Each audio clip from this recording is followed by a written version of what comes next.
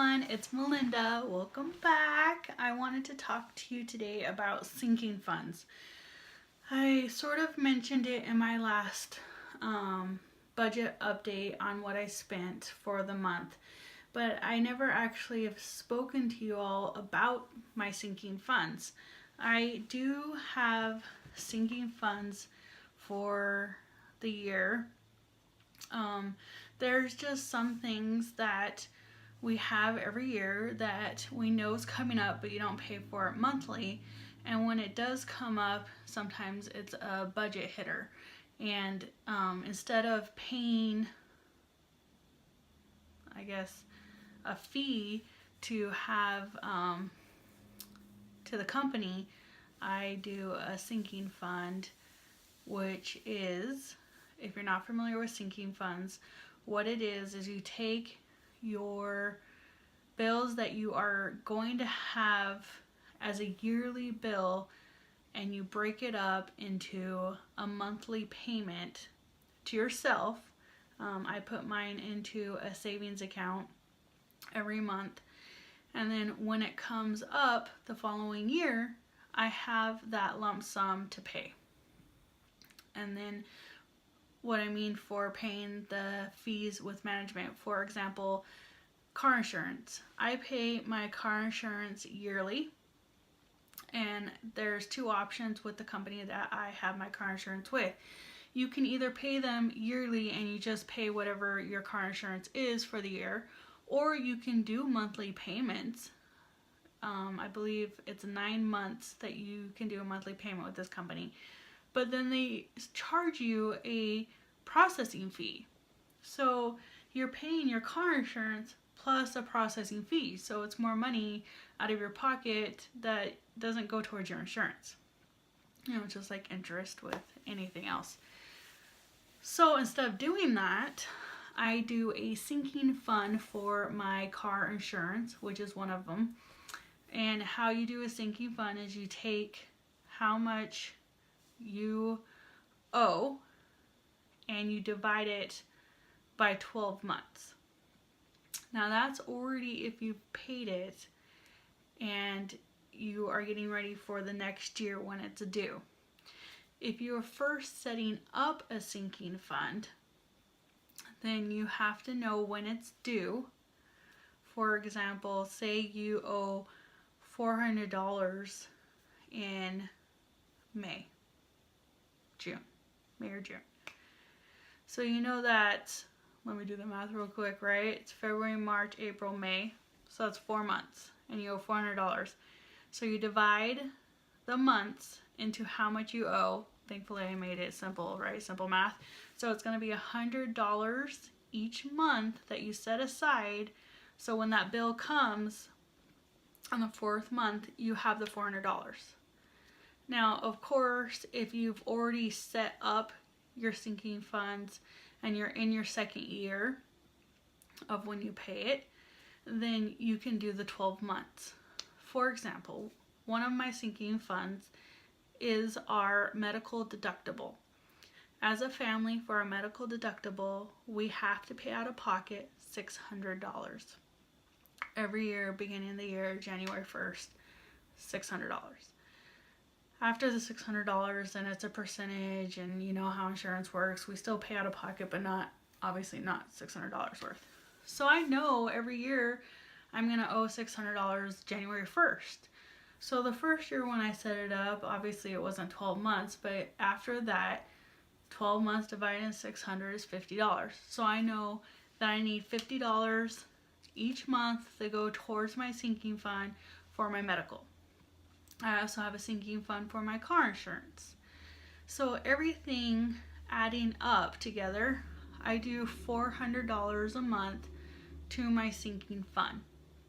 I break it up into 2 paychecks. So it's $200 out of my first and $200 out of my second. And that's when you see on my budget when I say $200 to savings, that's actually my sinking fund. So it's $400 each month to my sinking fund. Now, some of the things I have on my sinking fund, I've already told you. I'm going to get my planner because I do put it in the back of my planner. I make a little chart and how much I owe on each one for the year and how much that is broken down per monthly. Even though I know I've done it for a few years and I know that it's $400 a month that needs to go into it, I still do it to keep on track with my budgeting.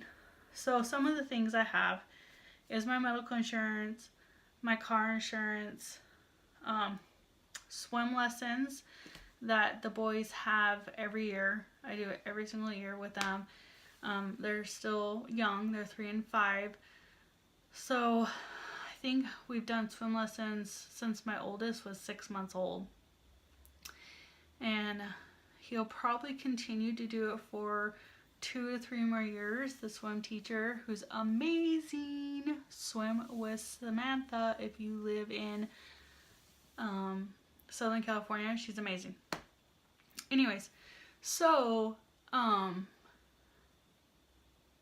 because we don't have a pool and they do have swim lessons every year, so it's kind of like we try to do it at the very beginning of summer, so we have it for the summer, so when we go to Hurricane Harbor or other pools and we're swimming and stuff, they can have those lessons under the belt, and we kind of reiterate what we're learning and teaching them and go over it constantly. The little one, who's now 3, obviously has a little bit more time to do for some lessons, so we'll still be doing that for quite a while with him. Plus, he didn't start when he was 6 months old due to he has tubes in his ears. I don't know if I ever discussed it with you all, but he's had tubes in his ears since he was 8 months old, and he's now 3, and they're going strong. So the first year of the tubes, we didn't do swim lessons with him or a lot of swimming. We have to put wax in his ears, and then he has to have a headband. Even when he takes a bath, he has to have wax in his ears. So we didn't do that a lot. But anyways, the whole point, boy, did I get sparkle effect, sparkle, sparkle, sparkle, about sinking funds, and I went totally way off. Anyway, swim lessons is one of them. Haircuts.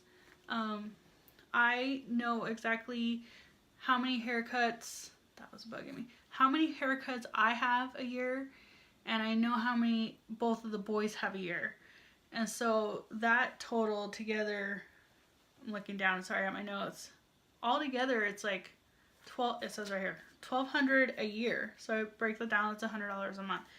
So those are the things that I have sinking funds for.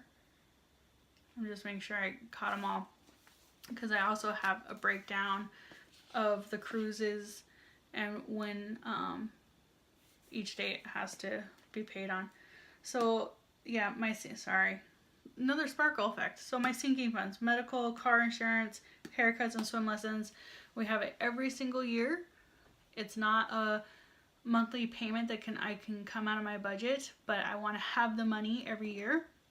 I want to have the money ready in cash. And sports, I didn't say sports. Sports is also on here because my oldest does t-ball in the spring and in the fall, which my little one will be starting soon. And soccer, he does soccer once a year. The little one does soccer once a year, and like the little one's in gymnastics right now. So that's sports. Sports is on here as well. So everything total is $400 a month, and I have the money when it comes due. Like January 1st, I already have the $600. So when we go to the doctors, which we've been to doctors a lot lately, it's just been a rough, we've gotten the flu and strep, and we got hit a lot in January. Then I don't have to worry about, oh no, where is this money gonna come? Because I have to pay the first $600 out of pocket. I already have it. It's in a sinking fund.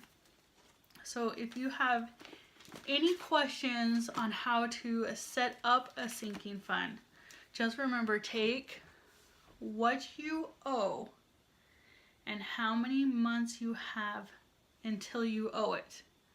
If you owe something in July, like the swim lessons, and it's $500, then you just divide 6 into the $500, and that's how much you will have to save every month until that time.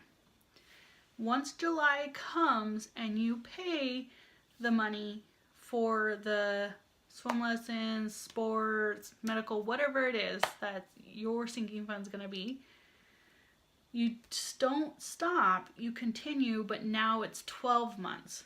So you take that $500 and you divide it by 12 months, and that's how much you would save each month. And then when July comes, you have the money to pay. All right, hopefully I broke that down easy and simple. And yes, I do sinking funds, and it's a fantastic stress reliever to know that you have that money. You don't have to wonder where it's going to come from. All right, any questions about sinking funds, let me know. Leave them down in the comments below. I'd be happy to answer or go in more depth about your specific needs. All right, thanks again. Bye.